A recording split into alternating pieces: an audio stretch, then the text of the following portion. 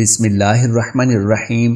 نہایت ہی محترم اور معزز مسلمان بھائیوں اور بہنوں، السلام علیکم ورحمۃ اللہ وبرکاتہ۔ قرآن پڑھ کر مرحوم کو ایصال ثواب پہنچانا جائز و درست ہے۔ اس پر جمہور اہل سنت والجماعت کا اتفاق ہے۔ کسی بھی حدیث سے اس کی ممانعت ثابت نہیں ہے، جبکہ متعدد روایات سے مرحوم تک اچھے اعمال کا ثواب پہنچنا ثابت ہے، جس میں تلاوت قرآن بھی داخل ہے۔ حضرت معقل بن یسار رضی اللہ تعالیٰ عنہ سے مروی ہے کہ حضور صلی اللہ علیہ وآلہ وسلم نے فرمایا کہ تم اپنے مردوں پر سورہ یاسین پڑھا کرو، بروایت ابو داؤد۔ حضرت امام شافعی رحمۃ اللہ علیہ فرماتے ہیں کہ انصار میں جب کوئی فوت ہو جاتا تو وہ اس کی قبر پر جا کر قرآن پڑھا کرتے تھے۔ علامہ ابن القیم رحمۃ اللہ علیہ نے بھی تلاوت قرآن کے ذریعے ایصال ثواب کرنے کی صراحت کی ہے، اور علامہ ابن تیمیہ رحمۃ اللہ علیہ نے عبادات بدنیہ کے ذریعے ایصال ثواب جائز ہونے پر اجماع نقل کیا ہے۔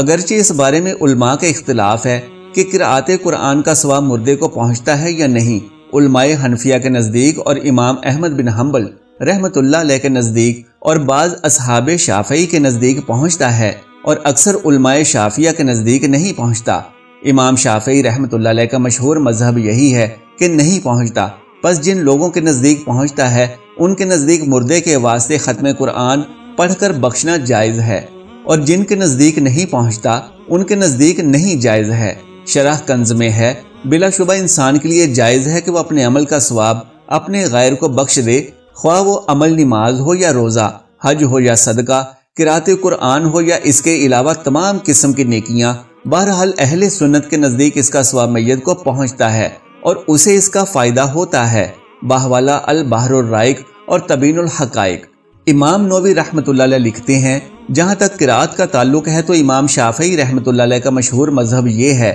کہ میت کو اس کا ثواب نہیں پہنچتا، جبکہ ان کے بعض اصحاب کا کہنا ہے کہ نماز، روزے، قرأت قرآن وغیرہ تمام عبادات کا ثواب میت کو پہنچتا ہے۔ باہوالا شرح صحیح مسلم للنووی۔ اسی طرح سے ایک اور جگہ بیان کیا جاتا ہے، امام احمد بن حنبل رحمۃ اللہ علیہ، علماء کی ایک جماعت اور اصحاب شافعی رحمۃ اللہ علیہ کی ایک جماعت اس طرف گئی ہے کہ اس قرأت قرآن کا ثواب میت کو پہنچتا ہے۔ باہوالا الاذکار للنووی۔ علماء اہل حدیث سے علامہ محمد بن اسماعیل امیر رحمۃ اللہ علیہ نے امام ابو حنیفہ کے مسلک کی دلیل دیتے ہوئے یہ کہا ہے کہ قرأت قرآن اور تمام عبادات بدنیہ کا ثواب میت کو پہنچنا از روئے دلیل کے زیادہ قوی ہے، یعنی کہ تمام دلائل میں سے یہ دلیل بہترین ہے کہ میت کو تمام اعمال کا ثواب پہنچتا ہے۔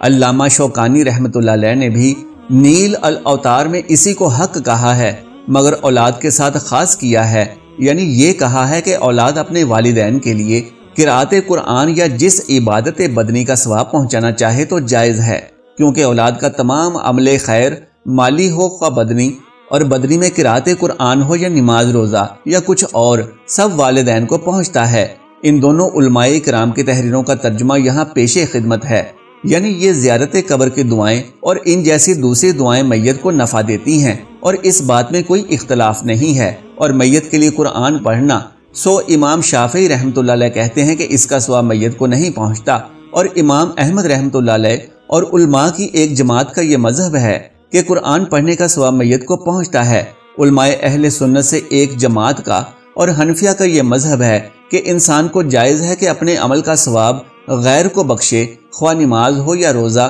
یا صدقہ یا حج یا قرأت قرآن یا کوئی اور ذکر یا کسی قسم کی کوئی اور عبادت، اور یہی قول دلیل کی روح سے زیادہ صحیح ہے۔ باہوالا سبل السلام شرح بلوغ المرام۔ امام دارقطنی نے روایت کیا ہے کہ ایک شخص نے رسول اللہ صلی اللہ علیہ وآلہ وسلم سے پوچھا کہ وہ اپنے والدین کے ساتھ ان کے مرنے کے بعد کیوں کر نیکی و احسان کرے۔ آپ صلی اللہ علیہ وآلہ وسلم نے فرمایا، وہ اپنی نماز کے ساتھ ان دونوں کے لیے نماز پڑھے اور اپنے روزے کے ساتھ ان دونوں کے لیے روزہ رکھے۔ بروایت سلسلۃ الضعیفہ۔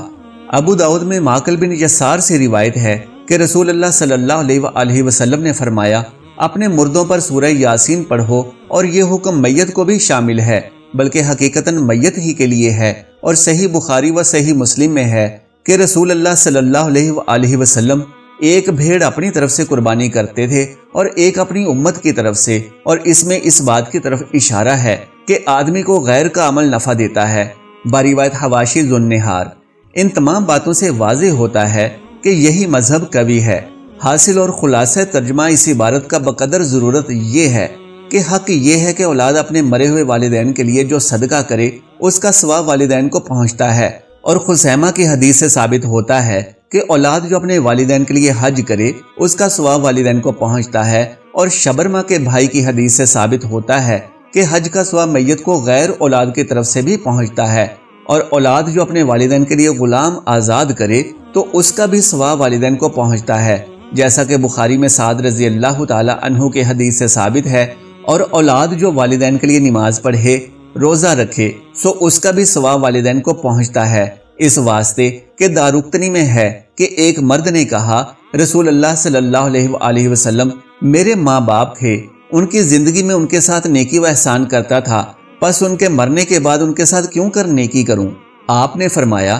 نیکی کے بعد نیکی یہ ہے کہ اپنی نماز کے ساتھ اپنے والدین کے لیے بھی نماز پڑھ، اور اپنے روزے کے ساتھ اپنے والدین کے لیے بھی روزہ رکھ۔ اور صحیحین میں ابن عباس رضی اللہ عنہ کی حدیث میں ہے کہ ایک عورت نے کہا یا رسول اللہ صلی اللہ علیہ وآلہ وسلم میری ماں مر گئی اور اس کے ذمہ نظر کے روزے تھے۔ آپ صلی اللہ علیہ وآلہ وسلم نے فرمایا بتا اگر تیری ماں کے ذمہ قرض ہوتا اور اس کی طرف سے تو ادا کرتی تو ادا ہو جاتا یا نہیں؟ اس نے کہا ہاں ادا ہو جاتا۔ آپ صلی اللہ علیہ وآلہ وسلم نے فرمایا روزہ رکھ اپنی ماں کی طرف سے۔ اور صحیح مسلم وغیرہ میں ہے کہ ایک عورت نے کہا کہ میری ماں کے ذمے 1 مہینے کے روزے ہیں تو کیا میں اس کی طرف سے روزہ رکھوں؟ آپ صلی اللہ علیہ وآلہ وسلم نے فرمایا اپنی ماں کی طرف سے روزے رکھ، اور غیر اولاد کے روزہ کا ثواب بھی میت کو پہنچتا ہے، اس واسطے کہ حدیث متفق علیہ میں آیا ہے کہ جو شخص مر جائے اور اس کے ذمے روزے ہوں تو اس کی طرف سے اس کا ولی روزے رکھے،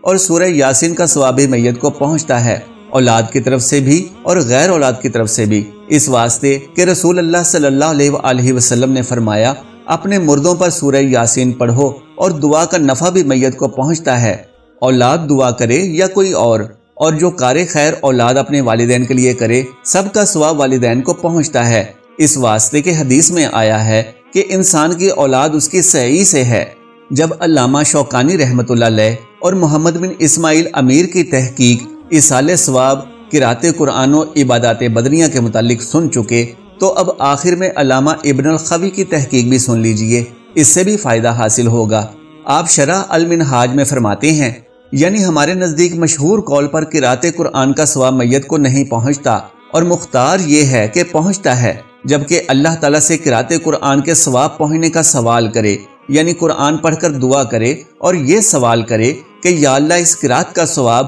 فلاں میت کو تو پہنچا دے، اور دعا کے قبول ہونے پر امر موقوف رہے گا، یعنی اگر دعا اس کی قبول ہوئی تو قرأت کا ثواب میت کو پہنچے گا، اور اگر دعا قبول نہ ہوئی تو نہیں پہنچے گا، اور اس طرح پر قرأت کے ثواب پہنچنے کا جزم کرنا لائق ہے، اس واسطے کہ یہ دعا ہے۔ پس جبکہ میت کے لیے ایسی چیز کی دعا کرنا بدرجہ اولا جائز ہوگا جو دعا کرنے والے کے اختیار میں ہے، اور یہ بات ظاہر ہے کہ دعا کا نفع میت کو بالاتفاق پہنچتا ہے اور زندہ کو بھی پہنچتا ہے، نزدیک ہو یا دور ہو، اور اس بارے میں بہت سی حدیثیں آئی ہیں، بلکہ افضل یہ ہے کہ آدمی اپنے بھائی کے لیے غائبانہ دعا کرے۔ محترم ناظرین، آج کی اس ویڈیو میں آپ نے جانا کہ قرآن خوانی اور دوسری دعاؤں اور نماز روزہ صدقہ و خیرات وغیرہ کا ثواب میت کو پہنچتا ہے، اور اس کے سبب میت کے درجات بلند ہوتے ہیں اور اس پر عذاب میں بھی کمی آتی ہے، اور اگر میت پہلے سے جنتی ہے تو جنت میں اس کا مقام و مرتبہ بلند ہوتا ہے۔ اگر میری آج کی یہ معلوماتی ویڈیو آپ کو پسند آ جائے تو براہ کرم اس ویڈیو کو لائک اور شیئر کر دیجئے، اور میرے اسلامی و اصلاحی چینل کو سبسکرائب کر لیجئے۔ جزاک اللہ خیرن کثیرا۔ اللہ ہم سب کا حامی و ناصر ہو۔